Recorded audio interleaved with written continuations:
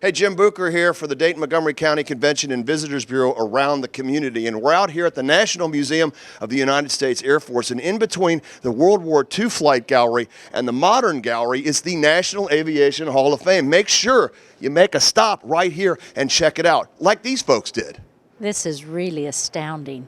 If you want somewhere to learn, as an educator, this is an excellent place to bring your children, bring yourself, and if you want somewhere for the children to explore and have a hands-on experience, this is absolutely outstanding.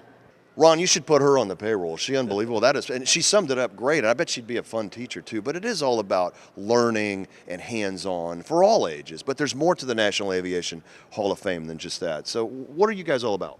Well, to go back to the beginning, it started with, in 1962, the idea that America's outstanding air and space pioneers should be honored in a Hall of Fame, much like others in sports are and other areas.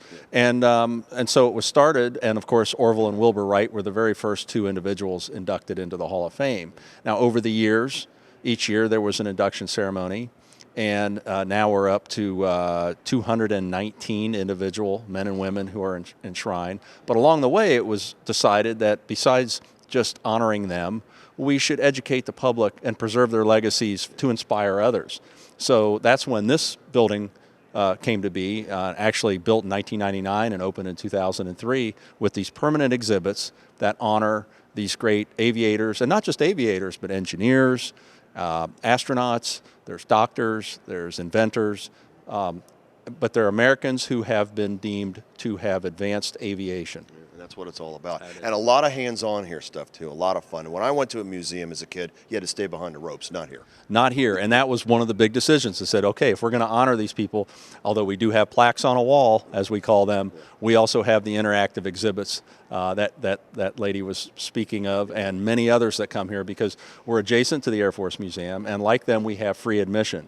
So all the visitors to the museum are welcome to come in here and do, and of course it's an awful lot of families, a lot of students, and a lot of teachers as well. Yeah, and it's kind of nice when you leave to go, I know the guy that invented that, or I know the gal that flew into space. I mean, you put it all together. Well, you know, when you look at the names up here, many of them are very recognizable, you know, the Neil Armstrongs and the Amelia Earharts, but there's so many more that did wonderful, amazing things to advance aviation and actually other technological advances that we enjoy today. And to come here and say, wow, I didn't know that person was responsible for this or that is very enlightening. And then, of course, our hope is the young people will look and say, you know, I want to be like Eddie Rickenbacker, Jimmy Doolittle, Nancy Love. There's all these great Americans here who are great role models for young people.